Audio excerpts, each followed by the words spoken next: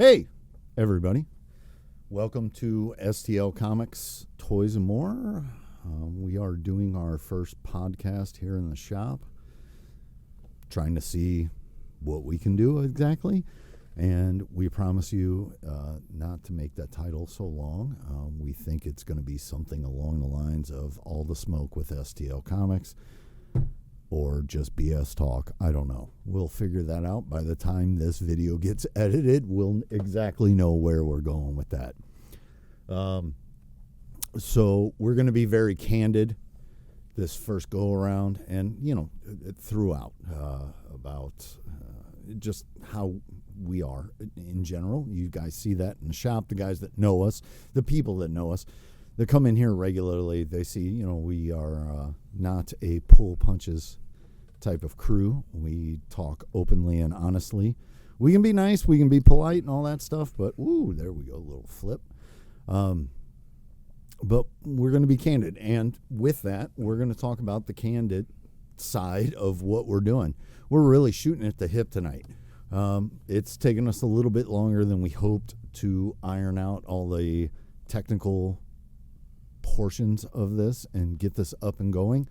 So we may not necessarily be as well prepared as we would have hoped, right, James? I mean, James, maybe. James. I told James a few weeks ago when we set out to start doing this, I said, be prepared. We're not going to, half-ass this. I want you to have notes. I want you to be prepared. And you see the guy has the laptop here is James, and I'm here empty-handed with a drink and some water because all my notes are up here, and that's where I'm at today. So we're just going to, see where we end up. I would do that if I could remember my notes. Well, yeah. Well, sometimes my notes trip over each other. So that too. And we're going to hope to avoid that this evening as we get into discussions.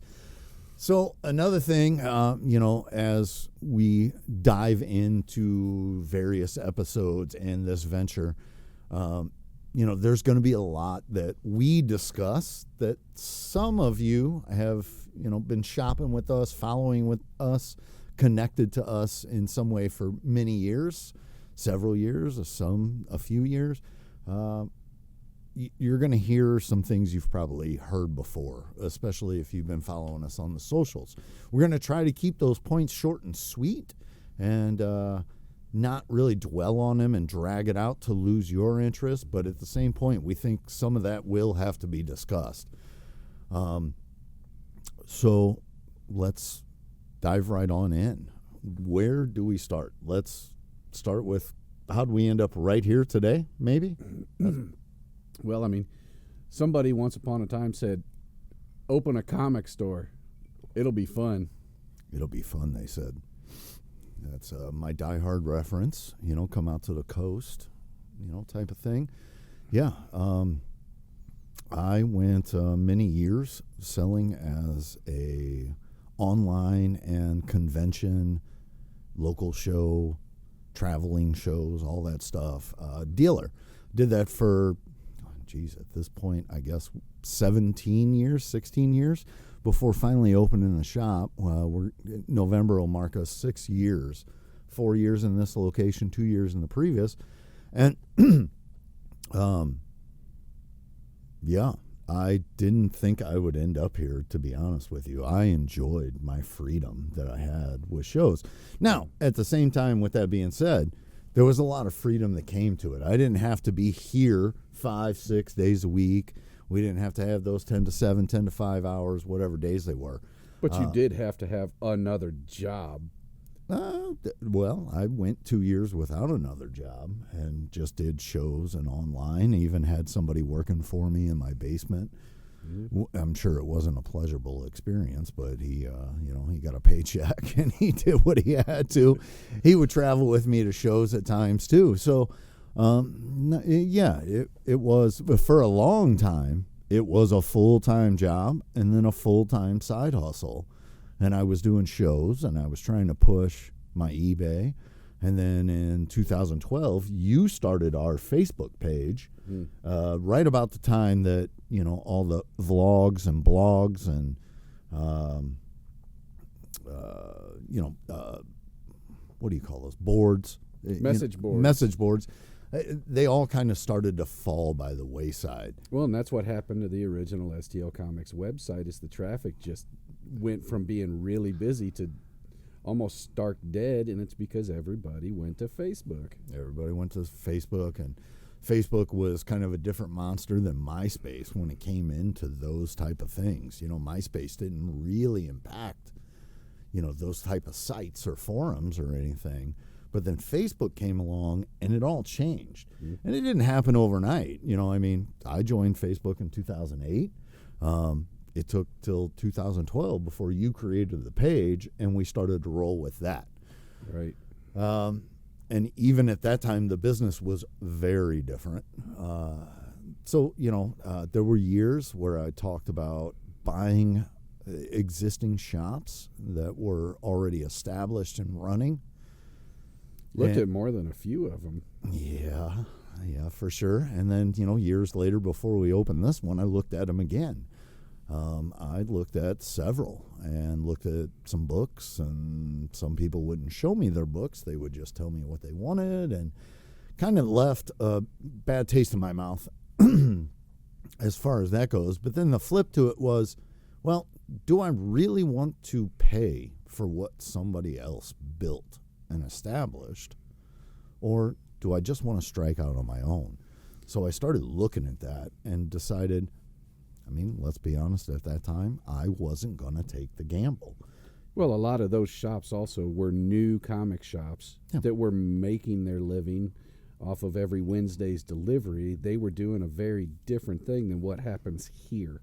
Absolutely. So to take that over would have led you down that path, which never would have ended up to be this. Yeah, that was, those formats were all completely different. It was your weekly customers, your pull and holds, your subscribers, which we don't have, and I had absolutely zero experience in, other than being a guy that got books pulled for me every week. Right. You know, wasn't into that, you know, I guess, network of business side of it. And so I reluctantly pulled back and shut down, you know, all communications with these people, and decided I wasn't going to further invest any time or pursuant into their business. And it just kind of went away. And then even, I want to say maybe 2016, 2017. So backing up, sorry, probably going to be some of that throughout the night. But backing up, I started doing this in 2002. Doing this like we were talking about, that iteration, dealing at conventions. Well, you didn't even hit eBay right away. You were doing shows until I leaned on you to. Yep. I was essentially doing one show and a flea market. And I met you at that first show I ever did, and you was Shrewsbury. Yeah. It was the first show for Shrewsbury in the for the old Copling House show to move to Shrewsbury here in St. Louis County. That was the first show they did in that location, was the very first show I set up at. It's funny to call it the new location 23 years ago, and it's still there. It's still there, and still no more parking, unfortunately. But, you know, I mean, I love the show for what it is. It's great. It's got new owners. Hopefully maybe at some point we'll have them guys in here or not owners, new organizers behind that show. I think we can get those two. Ultimately, we have very little to complain about with that show, because you and I both, together and separately, have done very well at that show over the years. I mean, at one time, there was me, you, and another guy taking over a dozen tables in that show. At one time, backing up again, there was a time I was doing 7 to 9 tables by myself at that show. Which is insanity. Yeah. If you remember the, mid-2000s maybe, I was packing it in there. I had a whole crew driving stuff in, and I mean, we made it work. Where were we going with this? So backing up the show thing. So, yeah, no problems with Shrewsbury show. We appreciate it. We're glad to see they're still going. Anyway, it was, in 2015, I took a step back from being a convention dealer, maybe 2016. No, I'm sorry, 2013. We're going to edit that out. So 2013, 2014, I took a step back because my professional career, my, big boy job. By the way, side note, I'd like to point out that we both have big boy shirts on with collars and some buttons on them this evening, looking clean and fresh. My big boy job, kind of dictated my schedule, and I really couldn't focus on it. And I stepped away for a while. I even sold off my inventory. And then 2016, my now wife, the girlfriend at the time, kind of encouraged me when I said, I have an opportunity to buy some product and to start selling comics and toys again. And she said, well, if you really think that's worth it, let's try it. So I went and bought a van load of stuff, and a couple weeks later we did a Toyman show. It was her first time ever going. It was my first time back in about 2 or 3 years after over a decade of doing that show consistently. And at the end of the day, she just looked at me and said, yeah, let's do this. And I said, all right, yeah, let's do it. And she was like, no, for real. I didn't know you were this serious when you talked about this. And it's simple math. She saw the cash in the bank book at the end of the day. We were loading out way less than what we took into the show, and we were leaving with a lot more money than I invested in that collection. Not that anybody was shorted when I bought the collection, just the work went into it, and we made that money. Well, I'd be surprised if you didn't spend some of that money that day buying more while you were there, too. Maybe. At that time, might have been a little reserved thinking about that. Like, I don't know. Do I want to get back into that? Like buying out a show at times and stuff. So, not sure that really happened. But then we did a couple more shows. We started doing Shrewsbury. Then we started doing, I'm sure you'll remember, you came and set up at some of the garage sale comic shows. In Fenton. Yeah, in Fenton, my old house. We'd fill up the garage and the whole driveway and sell comics and toys and be set up. And then we kept doing shows. And then, again, my wife comes back into this equation when I start complaining about some of the venues we were setting up at and the shows we were doing. And she said, well, why don't you do something that you want to do that could be better? I think the first show was 2017. We did the Bottle Works show, was the very first one. Was that the first one? That was the first one. So we did that, but I also had the one-day show scheduled. So the first microcon that we did at the Bottle Works was exactly 2 weeks before my first one-day show here in St. Louis. Wow. So we were really packing it hard. Like, I was like, let's see what we can do in this town. And then that led to me doing it in other towns and like college towns is really what I would consider some of the cities that I went to and we started doing. And then, let's say, 2018 rolled around, and a new antique mall was opening up in St. Anne, Missouri, the Manhattan Antique Mall. Still exists. It's a different name. It's the St. Louis Antique Mall, and I believe they also own the West County Antique Mall, and the new owner, Chad, seems to be doing some great stuff with that place. Really seems to have a hype around it. I haven't been to the West County location. I haven't been there since he's taken it over, but I think it might be worth a trip. But prior to him being involved, there were different owners. They were opening up this new location, and Chris from Toyman, Chris McQuillan, we were talking about Toyman earlier. he passed my information on and said, I think this guy probably has some inventory and might be interested in opening a booth. So A booth. A booth. That's what we did at first, a booth. So I go out and I meet with the management, I guess, and we talk about it. And I open a booth. On their grand opening weekend, I cannot explain how much our expectations were blown away sales-wise. Like, we used our social media following to really generate good business, and it was phenomenal. So we went 3 months, 4 or 5 months maybe at the most, and I said I wanted to open a second booth. So we opened a second booth. All this being said, at the same time, there was an event space that the Antique Mall had. And gosh, do you remember that? Oh, yeah, absolutely. It seems like a lifetime ago now. Right, but, right? But really, it's not that long right, ago. Right. So they had an event space, and I was like, I also run comic shows. Do you guys, would you guys be up for me hosting these here? And they said, yeah. So we did it. We moved the microcons there, and we, had food trucks and, great crowds and all this stuff. It was great. And time continued to go by, and I was seeing what our two booths were doing based on our productivity and what we were putting into them. And I went to them and I said, I want more space.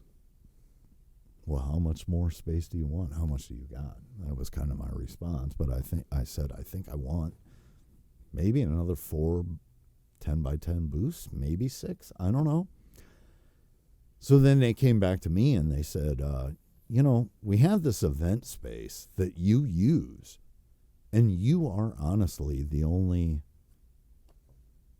promoter that fills the space and makes the best use of it.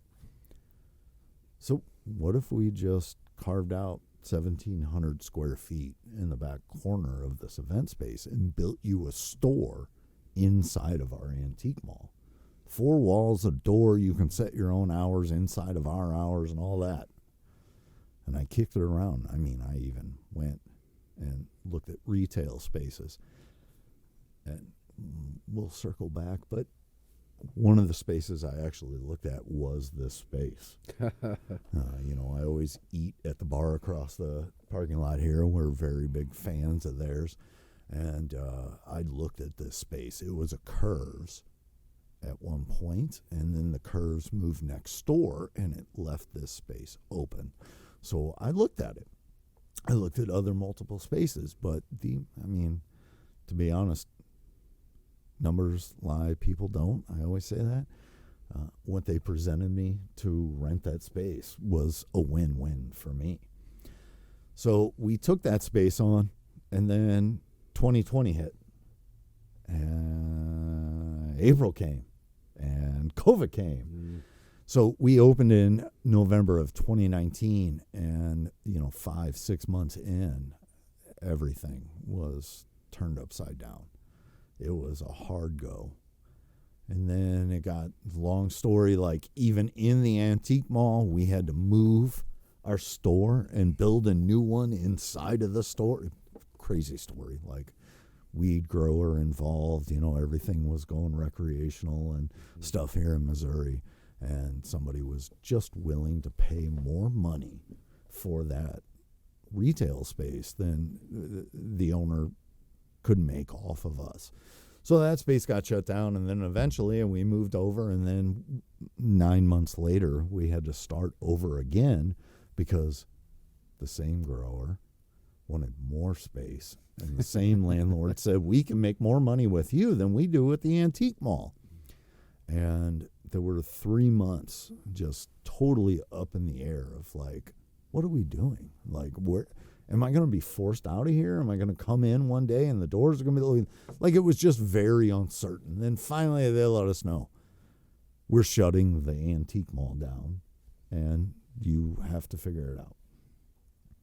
So that left me in a very, large amount of turmoil. And I started scrambling. We found this place, and here we are. Now I'm going real fast for you. So we moved in here. And then we moved in here. And even since we've been here, I've increased our space a third, and the amount that we've grown and the things that we've done. Essentially, I don't have any regrets on when or where I opened the shop. It all worked out for the best. Right. And at the best timing that it could have. Despite COVID.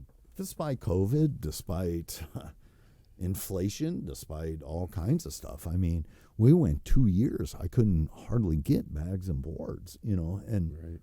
We made our way through that, and we ended up here. And here we are today. Cheers.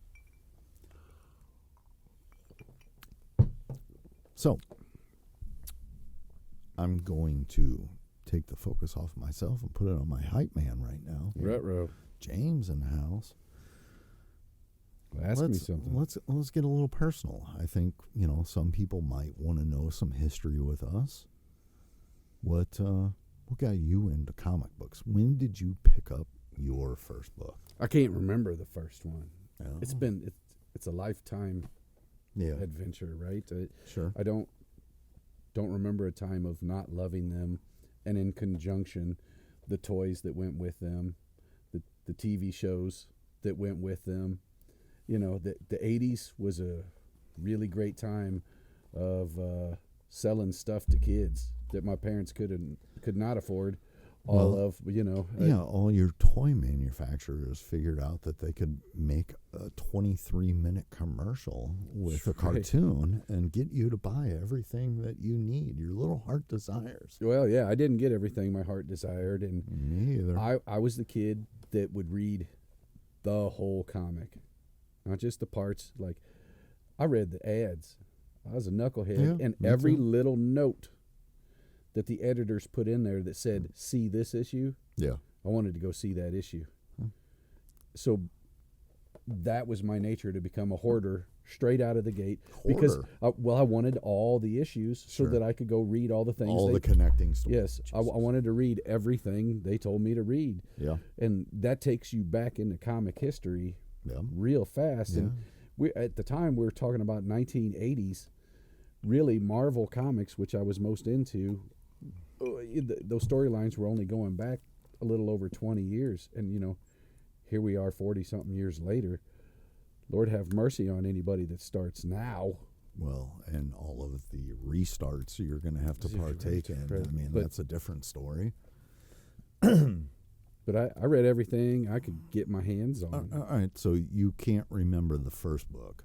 Can't remember the first book. What was the first title that seemed to grab your attention? There was two at the same time. All right. Uncanny X-Men, of course, which was Claremont. Yep. And any book that I could get my hands on. So there was a number of different artists, and then Wolfman Perez, New Teen Titans. Okay. Yeah. Which, of course, I know, but I wanted to ask for you guys. Right. So well, he's never heard the end of that from me. No. Yeah, and I mean, I would assume. How'd you spread out your budget in the 80s with Claremont and the X-Men titles and all the spin-offs? I mean, were you one of those kids? Did you have to get everything that he was doing? Everything I could afford. Sure. But at the time, we really didn't have comic book stores where I lived at in Illinois. We had bookstores with a spinner rack, or a grocery store with a single rack with a few books on it. So budget didn't affect it as much as maybe what was available when I went there. You spin the rack, you see that cover catches your eye. I'm taking it home. Yeah. What I can get right now is it's in my hands. So I had lots of broken storylines that I didn't go back and finish and match up until years later. See, now you sound like my dad and my uncle. They were like, I couldn't find it everywhere. I couldn't find it. But that just goes to show at certain times and areas, you couldn't find it where you were at. Well, I mean, small towns all over the country is probably the exact same story. Yeah. You know, the direct market was still finding its footing. Comic book stores were really just starting to open in the early and middle 1980s. Yeah. The newsstands were still the driving force, I think, largely in comic book sales. The only other avenue I had was the multi-packs, the bagged stuff. Oh. So I Like had the Whitman packs, the 3-packs. I had a lot of Whitmans. Yeah, yeah. And most of them I didn't buy at the time they came out. I was finding them at like discount blowout stores. Oh, dude, like half my young childhood collection probably came from Woolworths and Globe Drug with those 3-packs, like, because they would just have bins of them. Just thrown out, and you could just, this one looks cool, this one looks cool. I get 3 comimics for the price of one. Yeah, I'm doing it. In 1983, I was reading 1978. Yes, exactly. I was still reading Gold Key and stuff in the 80s. Yeah, for sure. So, you know, we then, all right, clip. So with that, then, you know, that's how you found them as a child. Did you stay with comics consistently throughout your life? There was a period of high school where I found other adventures. Oh, sure. Right. Ladies. And sports. But to go along music. with that, right around the early middle part of high school for me is when Marvel imploded. Image started. That's when I stopped reading. And I just didn't care anymore. Yeah, that's all the hyper testosterone masculinity stuff that came out at that time. It didn't appeal to me. I didn't appreciate it. The writing lacked so much. We haven't even talked about how I got into comics, but it lacked, and compared to what I was used to, and it just wasn't good anymore. And the art was just so obliviously or obviously overblown. You know, it was ridiculous. And with almost no story to go with it in a lot of cases. No story. I mean, I will say that Image taught us one thing. Even some of the most talented artists of that time still need a writer. Couldn't write. And they sure as hell needed more editors. And, you know, sometimes that might relate back to more of the Silver Age as well. Sometimes I think there's a lot of misconstruities, if that's an actual word. When you might have made that one up. I might have. Look at me making words up. That might be, you know, something that has definitely cycled through the industry over the years. Just, you know, you might have a great artist that has an idea, but without a writer or even sometimes an editor just to come in and shove the idea down your throat, you know, I think all parts kind of have to work together in that industry. Well, I found my way back around 96, give or take the time of Marvel's bankruptcy. Well, which one? The big one. The big one. And honestly, what brought me back, even though it maybe wasn't the best stuff still, was the Heroes Reborn, because they got some of those Image guys to come back. Well, they got Jim Lee and Liefeld. And paid them ridiculous amounts of money to come back. Well, but also had other people writing the stuff they were doing. Exactly. You know. Yeah. And again, it wasn't the best stuff, but it did bring me back, and I consistently, from that point on, bought new comics off the shelf until 2008. And after, a handful of years after 96, I realized I needed to find a better discount on those books.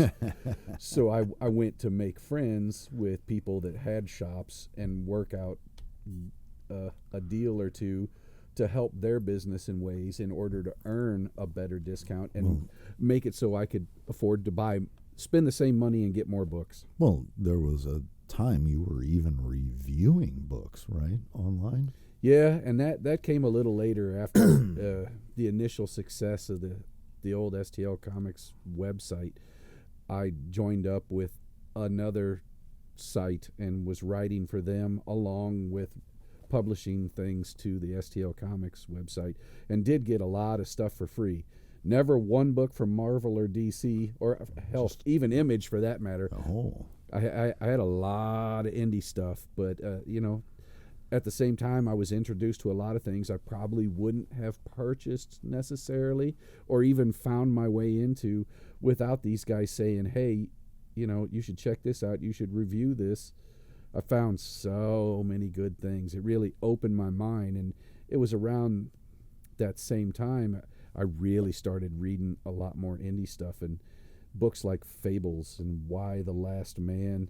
Oh, we're gonna circle back to that here. It's well, and it, I had been a superhero guy. Yeah.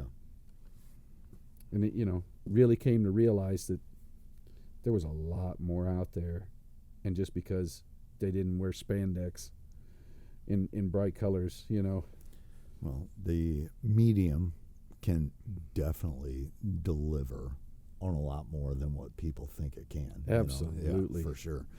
So I'm going to now tell my little story that matches what I asked all of you. And as I said, circle back to some things that came. So I was born in 79.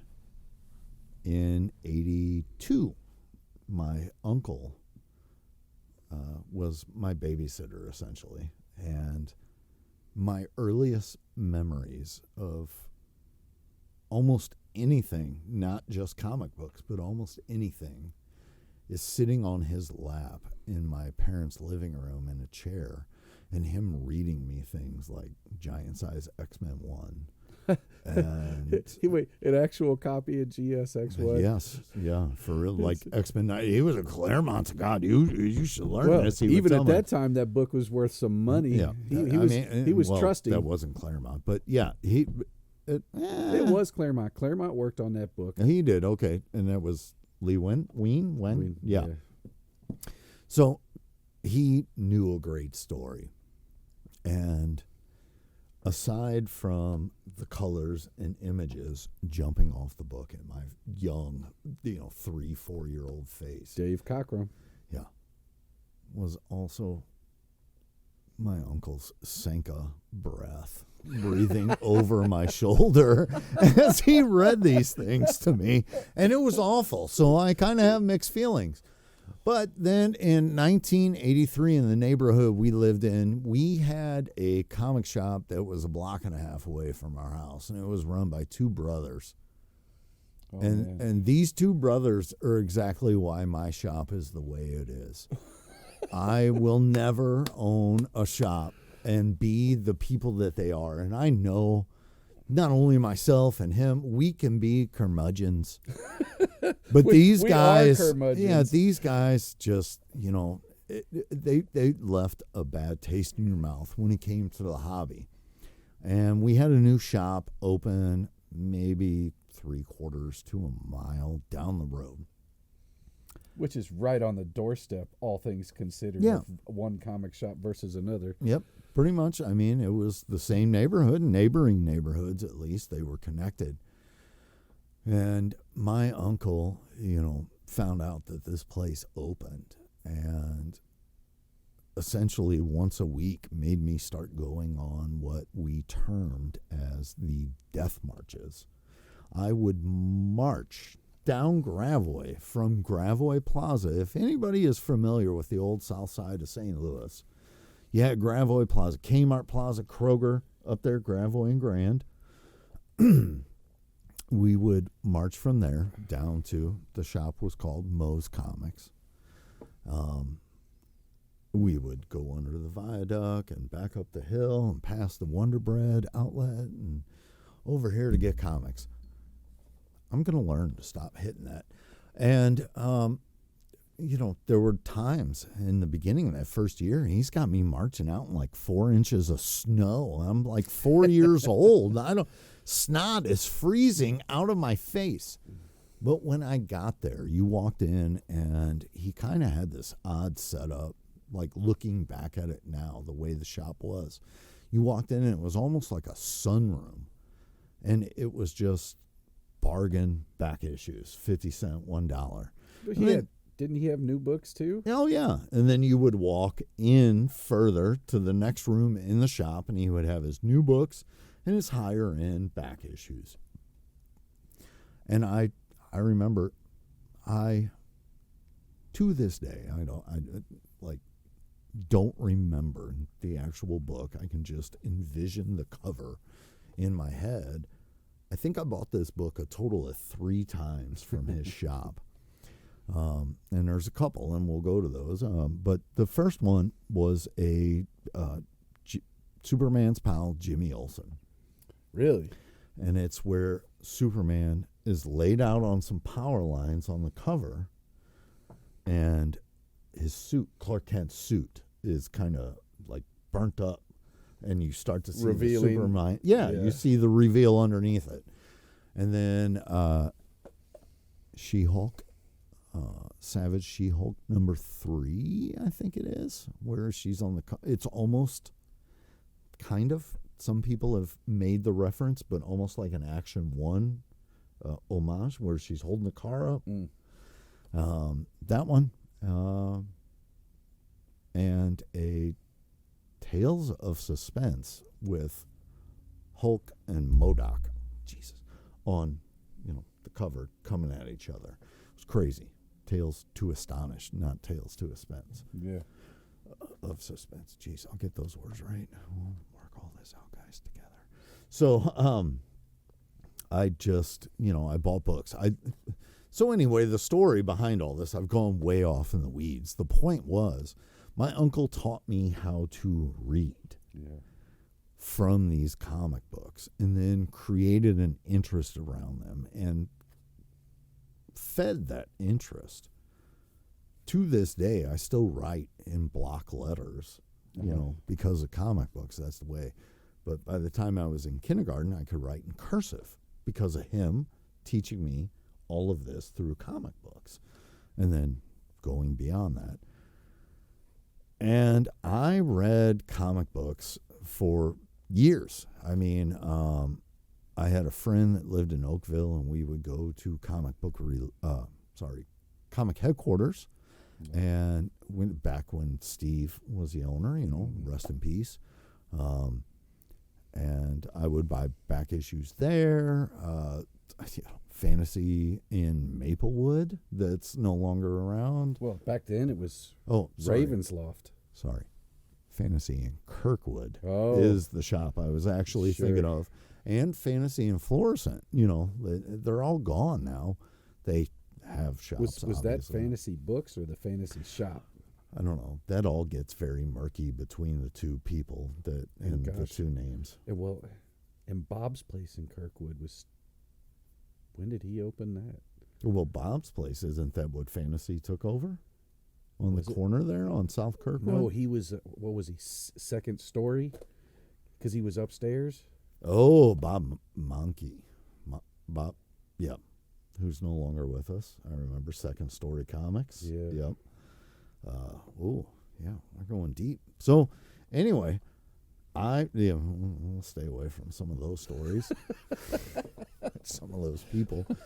So, I read comics up until about 1991. It was junior high, maybe 92.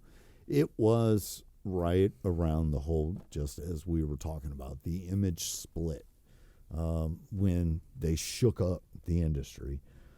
And I didn't touch a book for nearly a decade. And then I'm having a child, and my dad says, hey, why don't you take my comic collection and sell it to help fund some things for the kid? Sure, I'll do that. Start selling some books. Book a table at the Shrewsbury show, the former Copeland House show. Like, let's just be honest.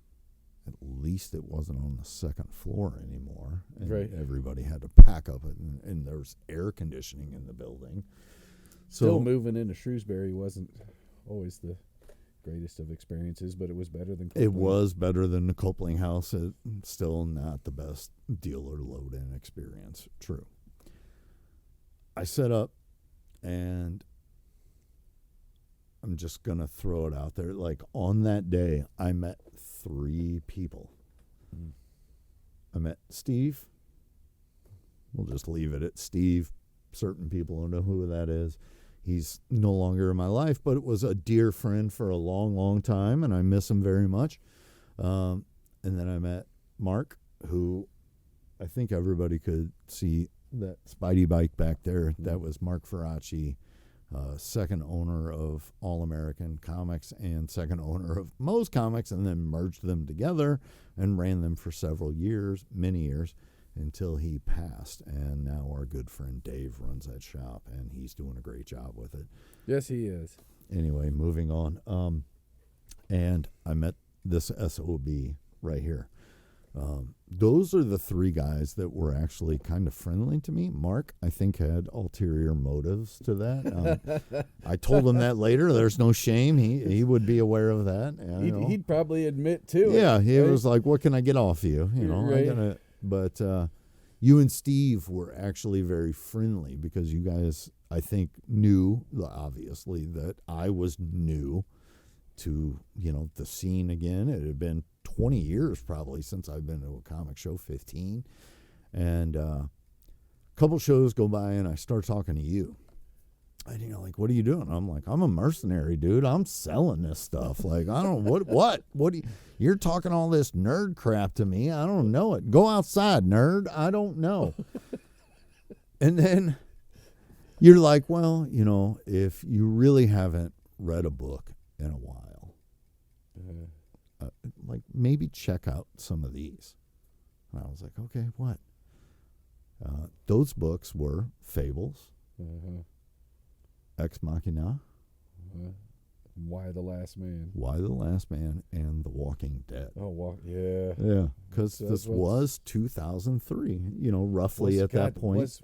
Was Walking Dead out at that point? It came out in 2003. You told me if I didn't get on it, I was missing out on a fun story. Well, man. So then I started to read that stuff, and I'll be honest, the Bill Willingham stuff. The Fables. That's what hooked me. That is really what hooked me. Which is funny because I never found him until Fables, and he had done a good amount of stuff. Yeah. Before that, his Elementals, I think, was a good seller for an indie brand, but I had never read any of it, and but Fables was just over the top. It was phenomenal. It was taking something that you were familiar with and putting an adult twist on it. Well, just to bring it back. A whole new way of looking at everything you read as a very young child. I mean, is that maybe the second multiverse after Infinite Crisis? Oh, gosh. Or Crisis on Infinite Earths? I mean, we hadn't... That is kind of a... Well, I mean... Am I going too nerdy now and thinking that's... that's pretty nerdy. Yeah, I mean, but we're doing nerd stuff. What he did was took all these stories that we were all familiar with and some that we weren't and put them all in the same place somehow. So was it even a multiverse as much as he just he crammed them all together in one universe and said they can all exist together. But also created a deeper backstory to flesh out these characters that, it's crazy.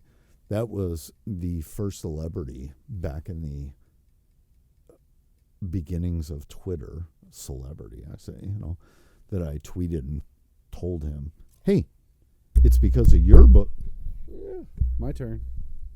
It's because of your books I'm back into comics as an adult. I love you, man. Yeah, pretty much. And he actually took the time to respond and said that was the greatest thing he heard. So, hey. All right. So we're back, and just had to take a little break. We're going to edit out whatever happened before and hope that all of this is saving, I guess, at this point. Well, we're doing our best. Yeah, we're figuring out. We'll see what we get after the fact. So that was our history lesson, I guess. A little bit. There's bound to be more later. Oh, sure. For sure. I can't get my crap together here. Just everything's moving at once. All right, here. So, the other thing, aside from history lessons, we're always going to be trying to do and talk about, we're also going to try to touch on things that are going on here in the shop. We're going to get into more of this and figuring out everything on a weekly basis and what to talk about, what to point out. But one of the things I wanted to talk about was how much the back issue industry, I guess, I don't know, just how it's changed and how your bargain books are changing, and for us at least. So we, over the last 2 years, have on a couple of occasions purged all of our dollar books and gone through and pulled out what we felt wasn't moving. We had too much of. We did this 2 years ago, and then gosh, has it been that long? Yeah, and then this year we did it again. We did take off last year from this, apparently, and the titles that we've pulled out. So let's talk about all of the dead titles we have decided no longer fit in our dollar books.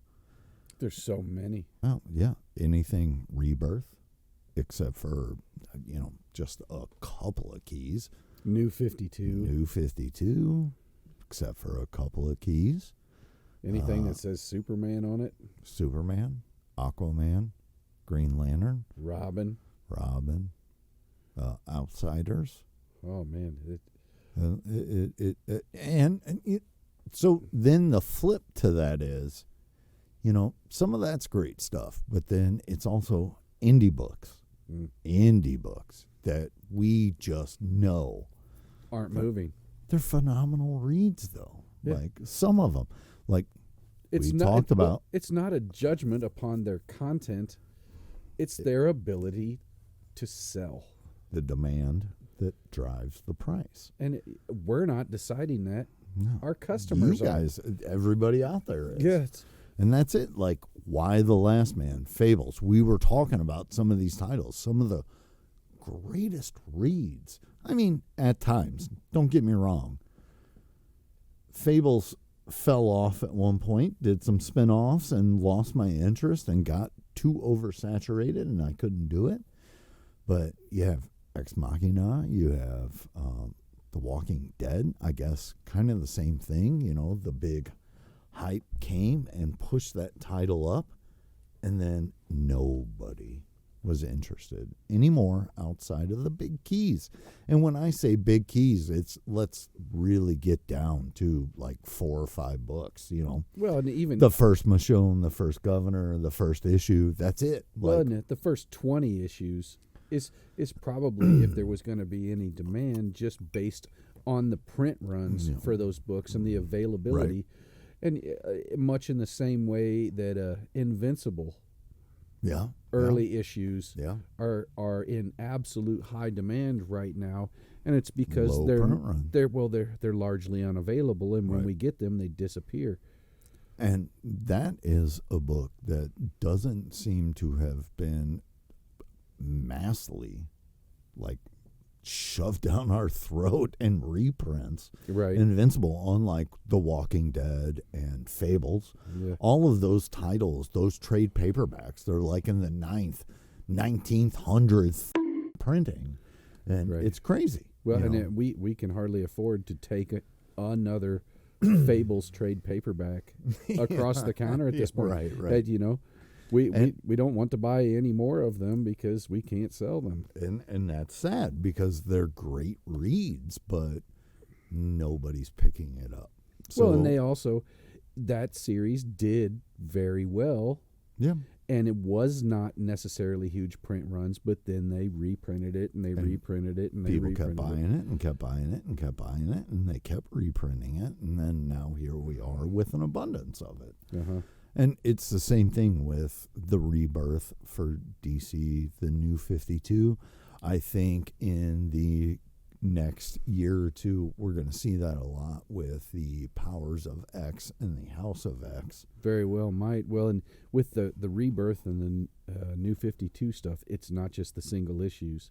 Well, no. We're seeing a proliferation of, again, trade paperbacks, and even the hardcovers are priced so low, because they're just not moving. I mean, and even on the internet, I think, are not moving very well. Yeah.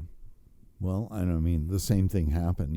Marvel did the Marvel premiere hardcover issue. Like, do you guys, Well, some of those, they're so just cool. trade paperbacks with hardcovers. That's all they are. Well, but they also, every one of those that they've made is a limited print run for that first premiere edition. That's part of the point of it.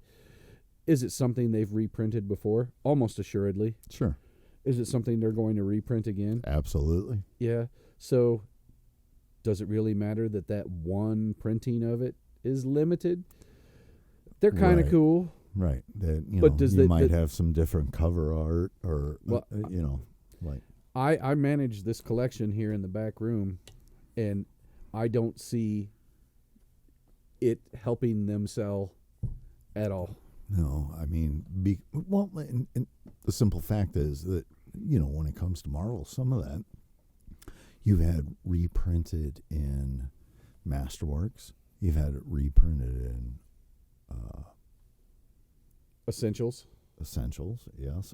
Epic Collections. That's what I was trying to go to. And then you had those Premiere Collections. And I think the Premieres predate the Epic Collections. They do, in a lot of cases.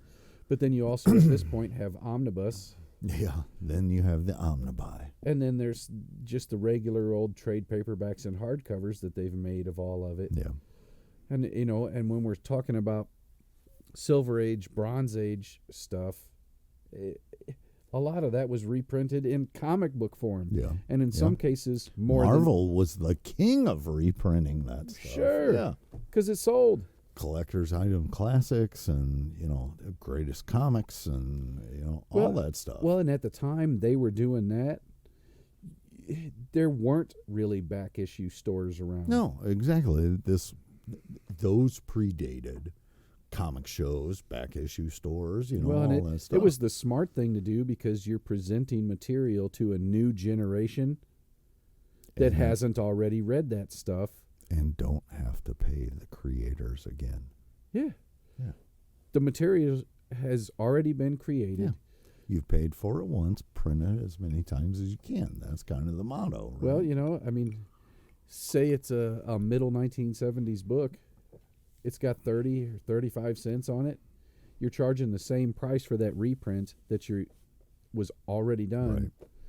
It's, you have a far better profit margin on a book like that at that time. So, again, another history lesson. Mm-hmm. Where I was going with that was that so many of these titles, and some that were even left out, were like Countdown and 52 and all this stuff. Well, Legends of the Dark Knight and all the Green Lantern stuff. Now you're gonna touch me in the soft spot. I know, but that stuff, it sold very well, so they made lots and lots and lots of copies of it. And there's a lot of people that don't necessarily want to retain that material in their collections, so they're offloading it unto us, and we've ended up with the same stuff over and over again. Long boxes of this stuff that we cannot move or sell. So when it comes in the door now, we have kind of taken the stance during purchasing that, at one point this was a great dollar book. We could fly out the door all the time. I take it to show, back before the shop, But now it's a dust collector. Well, and we can't get 50 cents for this stuff. Yep. And at the same time, there's apps and websites telling everyone that book is worth that $3 cover price that it was originally charged. James, it's like you're reading my mind. That's exactly Yes, sir. where I was going. That's where we're going with this. So, yeah. So we have, all right. So even before apps, we have books, comic price guides. We'll just put it that way. Whether it's a book or a magazine, an annual or a weekly, a monthly. Oh, yeah. The monthly, what's trending right now, and all these magazines and, buyer's guides that were coming out, and, just all trying to associate a value to these books. And the problem was the gentleman's agreement. Exactly. It was almost like an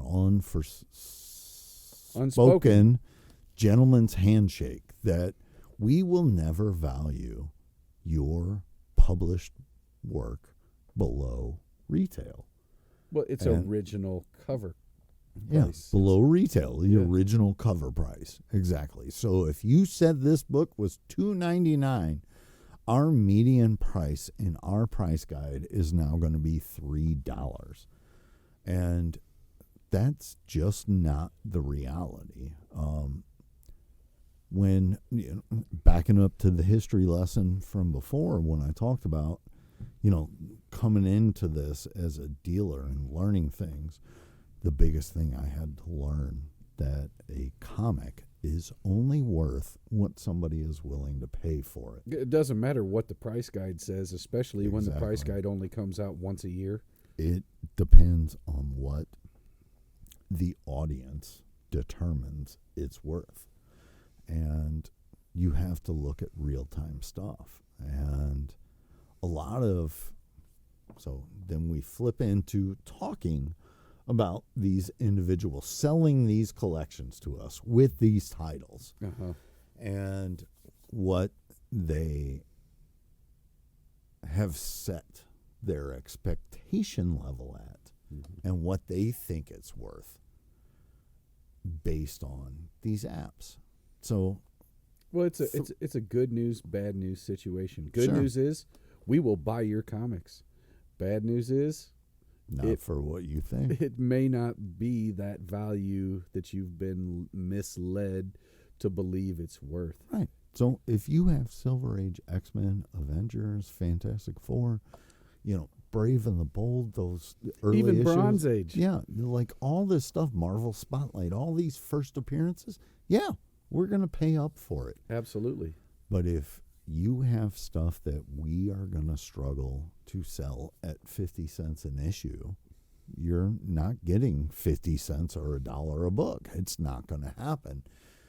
And well, especially fully knowing that most of these 50-cent books aren't going to sell for 50 cents. So when we end up wholesaling them out at a nickel a piece, buy the long box to somebody, they pull a truck up in front and we load them up.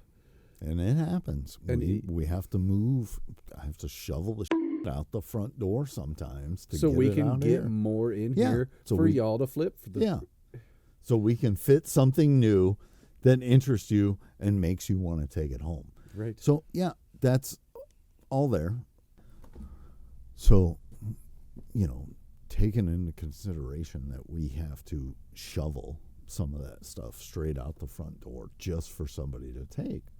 We have to pay less for it. And I guess what I'm leading into is these collector apps that everybody is using now, today. Yeah. As I'm, we're old school, like we've been around for a while. Overstreet was the outdated app, essentially. For us, that book was outdated. It didn't work anymore. And, now guys are coming in and they just want to put their phone in my face and show me their list from this collector's app. 3 weeks ago, I look at my spreadsheet. Yeah, yes. I went out 3 weeks ago. It was the first really hot day here in the area. And I went to an under-the-house garage to look at a collection. And I looked through all the comics. It was a comic and toy collection, the way it was presented was toys and collectibles. There was a lot of 90s Toy Biz action figures, which I'm not against. There's some good stuff in there. There's some great stuff. And there actually has been a small resurgence in price on some of that stuff. Even though nostalgia. There's a lot of it out there, but that Disney Plus cartoon has helped. Yeah, that hasn't hurt for sure. But, I looked through the comics and, I couldn't get a price out of the owner. And I said, well, here's what I'm willing to pay for the comics. Well, I don't know. That's way less than I was thinking. Well, what were you thinking? So then I spent nearly 3 more hours going through the toys to get to the end and him to tell me that, well, I estimate the value to be $75,000. Dude, you might as well smack me on the head with a hammer because that's not going to work. Like, it's not 20 grand worth of retail, and I'm going to pay you fair on what you have. But what you think is fair and what I think is fair is way off.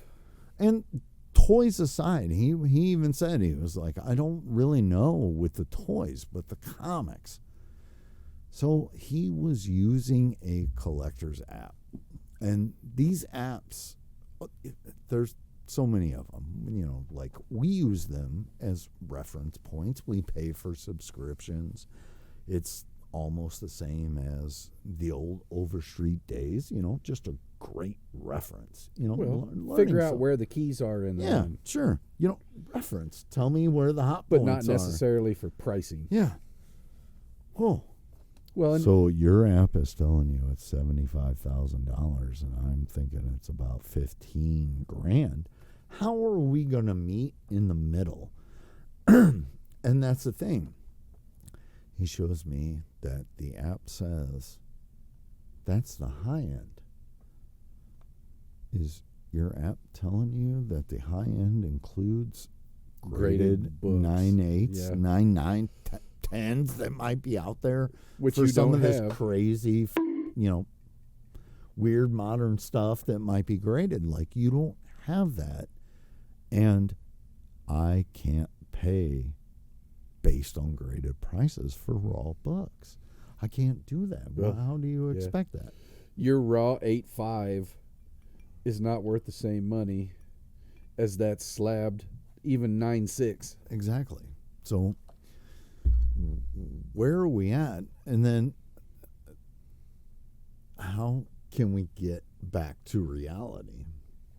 And so I felt like, we went through years of buying that obviously sellers have the ability to and definitely become more educated nowadays. I'm not against that. Be smart. Know what you have. There's so much information. Honestly, I think it's overwhelming for a lot of people. And for those people to find the correct information and filter it out, and not, so many people will come in and be like, I saw one on eBay for $1,500. Yeah, but all the sold ones have been $5. Like, there's a big spread here. Let's figure out how to rein this back. And we had a guy call on the phone one time, and he said, I have this Superman book, and I Googled it, and it's either $5,000 or $400,000. What can you pay me for it? And when he said $400,000, I went and Googled, and sure enough, the first two things that popped up at the top of the page, one was $5,000, one was $400,000. What did he have? A book we can't. $5. No, we can't get 50 cents for it. Sure, because it was. Well, I mean, that's like all through the late 90s and early 2000s. You had all these people that were getting ripped off by the what's the DC Treasuries?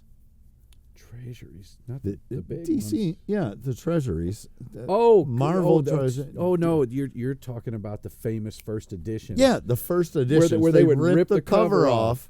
and try to tell somebody, that still is going an action on. one, this is Superman one, this is detective. That showed up on Reddit recently because Goodwill had one of them listed on their website, and there was a bunch of people thinking they were going to get rich on it. It was a Tech 27 or an Action 1 or something Can like you that. Please put a tape measure next to that? Right. It looks a little large. But hey, the Golden Age books were bigger than they are now, Well, right? they weren't. They weren't this big. Yeah, they weren't. Stay Puft Marshmallow Mans out there in the world. So, I mean, and so I guess what I'm getting at is that we are facing a bigger challenge right now, trying to continue to buy product. And I mean, we definitely, I think, have less problems than some people do. Maybe. We buy a lot. We buy a lot. But the challenge really is for people to understand that we are actually trying to be as fair as we can with them. yeah, but that doesn't matter. It doesn't matter what we say or how we act with them. I mean, there are certain people and collectors or individuals willing to let go of this stuff are always going to hold it close to the chest. Well, there's a difference. And think that, like, we're going to be like a pawn shop and want to rip you off. And, hey, no disrespect to any pawn shops. I'm just saying that seems to be the stereotypical response I could say. I love pawn shops. Anyway, like, they think they're going to get screwed over, essentially. Well, I mean, to some degree, because we are secondhand only, I do kind of think we are very much like a pawn shop, except we don't give loans. Yeah. We only buy. I did get asked if we would give a loan last week, but and we also only buy specific things where pawn shops are far more open to many things of value. Sure.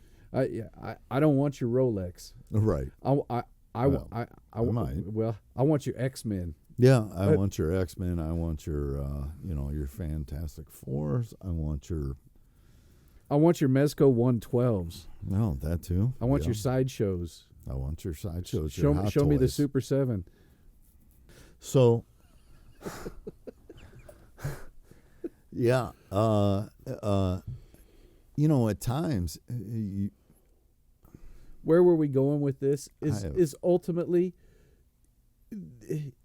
people and their perceptions based on modern technology of the value of their collection and the misrepresentation that is being purported on all of them in so many different fashions.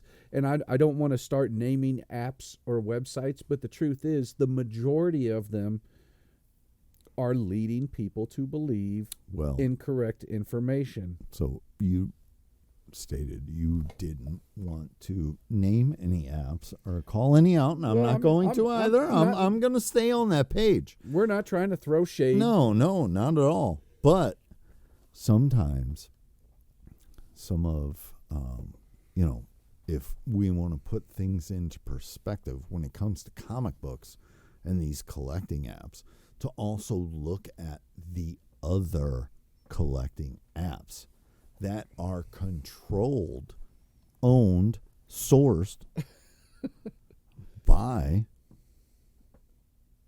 the producer of the product that is tracking the pricing. There's a certain little box toys, little fathead bobblehead toys, certain playing cards that come out there. That's all done by the manufacturer. Why would the manufacturer want you to think their product is worth less? And that is essentially what I'm getting at, is the same agreement is made with these other sites and apps for the publications of comic books. Gentleman's handshake. Exactly. And as a gentleman, I'm going to tell you, a lot of it's just fodder. It's just trash to a lot of people. There might be some great reads. There might be, some interesting art. over the last couple of decades. There has been. I think outside the covers, though, that is dwindled. But the truth is, a lot of those books, who cares? Because you can go get a trade paperback off the shelf for $3. So that's why your, $903 books are now quarter books for us, because they've been reprinted and reprinted. We kind of came the long way around to get here. But here we are.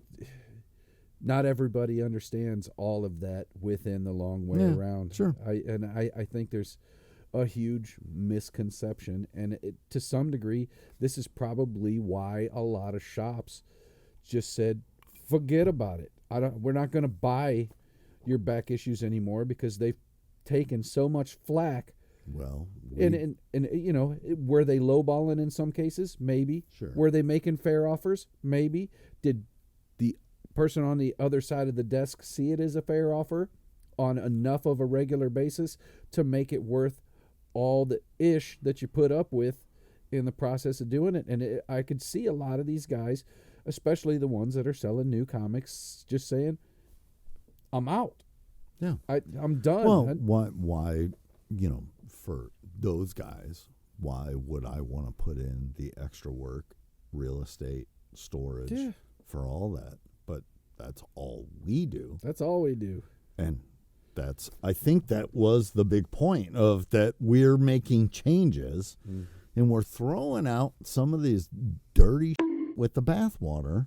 And now it's bargain books, and it's sad to say, like, it's great reads, it's great production, but to put a number on it that translates this to everybody, our most recent purge of the dollar books was 76 long boxes worth of comics, and at an average of 200 and some odd comics per box. 76 long boxes was a lot of books to take out, and that's how much, nearly 20,000 books that we just took out of here. Just had to go. And we wholesaled out, we stripped out and made two for $1. We did all this stuff and to start moving them out the door, and that's what we had to do because it was dead real estate, stale. So then that also is going to lead us into our next point. I don't know, like, this one's going to be touchy for some people. I don't know how we're going to keep doing dollar books at this point. Like our bagged and boarded dollar books. I am just like... Well, the sheer cost of the bags and boards that we endeavor to put on every one of those dollar books, we're trying to rebag and board everything so that it's fresh. So, and that's what and I'm clean. talking about. So we don't like putting dirty bags out. I've fought this for 5 years now. The cost for bags and boards between 2020 and 2022 was an increase of 30%. It is now 2025, and we're seeing increases yet again. Like, I saw them all throughout this time, and I've kept this up. And what people, it's a bag and a board, blah, blah, blah. But what about the labor and the storage and the real estate and all this stuff? Like, I've tried, and I really look around at a lot of our friendly competitors. They don't have dollar books. They don't have it. And if they do have dollar books, they're not freshly bagged and boarded. Right. So we're really weighing that. And we're going to really look at how, if at all, that's still possible moving forward. Well, when the supplies company contacts us directly and says, hey, 34% increase. Heads up, here it comes. Your next order is going to cost a third more. It's flat out. It's a good thing I spent so much money in January. Well, I mean, but at the rate we go through these things, that won't make us through the rest of spring into summer at the best. No, it's a challenge. So the rate at which we can go through a pallet of supplies is actually kind of scary. Especially seeing as there were points that we were having a pallet every other week delivered. Like, what do we do with this? Like, this has to be made up somewhere. We can't keep, like, I'm sorry, dollar books. That whole aisle over there, people can't see it, but if you're familiar with the store, and at some point we'll cut in a tour, but over there, that's all dollar books. There's 400 roughly. Well, I don't know. We have the 2 for $1 now, but at one point it was close to 300, 400 boxes of dollar books. Mm-hmm. How can we maintain that at a loss? Right. That's not a loss leader. That's a whole store over there. We have to have to change something. Our dollar books alone is more comics than probably any other comic shop. Sure.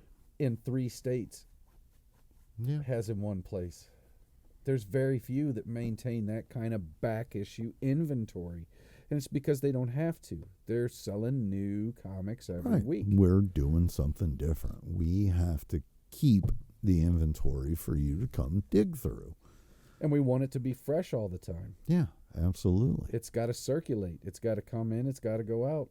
And now it's going to hopefully circulate faster when we look at what you're bringing us, and it is going to be a little more choosy. Bargain. What? I mean, bargain.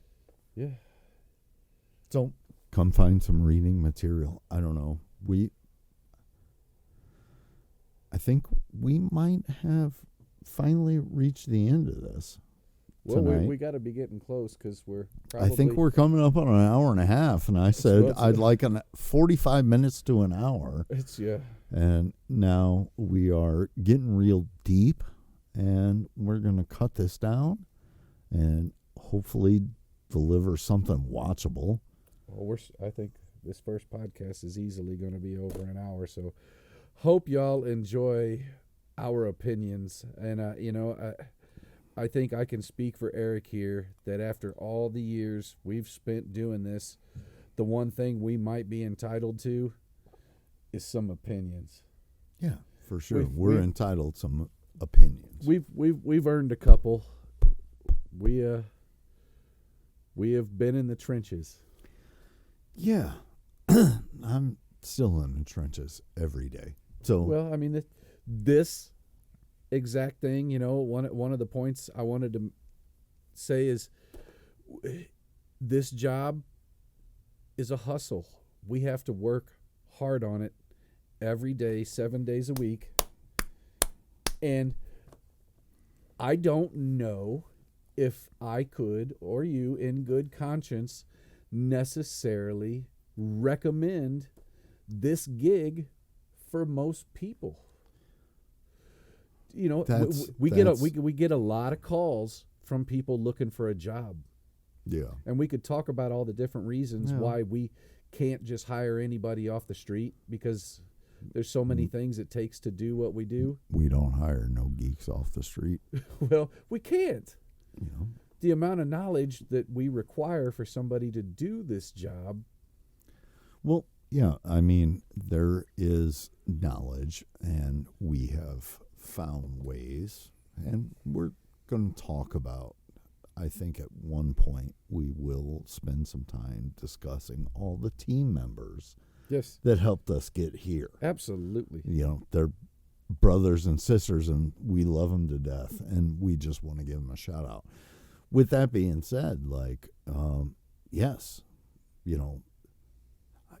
would you hold on, how many times has somebody come in here and be like, I just wish I could do what you guys do all the day, all the time. It looks so great. Well, and you have to be like, bro, you don't want this. Bro, You're seeing what we put on Facebook, our little pictures, our little videos. Like, you don't know the blood, sweat, and tears and dirty that we have to get into to do this, and the stuff that we have to tolerate and put up with, and the stank. And geez, just the aside from the stank, just the lack of connection sometimes, talking to somebody that understands, like,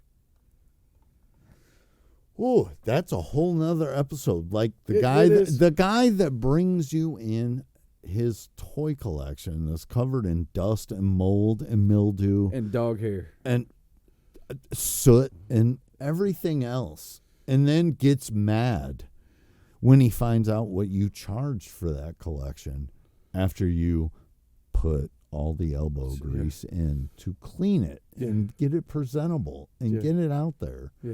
We've only got 40 hours in working on your collection. Yeah. And that doesn't even count how many times we had to run it through the ozone chamber to get your smell off of your ozone chamber, or bleach, or, you know, I got a tennis elbow now from scrubbing these bubbles, these blisters. Like, you only paid me 25%. Yeah, because you brought me Swamp Thing out of the dirty dirt. What do you want? So here we are. We hope in the coming weeks to keep delivering something. I don't even know what we delivered tonight, but I do hope that we can keep this going and I don't knock over my mic, and we can have some fun with it, and you guys enjoy just hearing our opinions. We're just old crotchety, man. It's just, yeah. We're going to tell you about what we do and don't do. That's it. I don't know. So thank you for being here thus far and tolerating us, and we hope to see you on the other side. Thank you. Cheers. Thanks for tuning in. Now it's time for the obligatory ask that you go like, subscribe, and share so that we can keep doing this.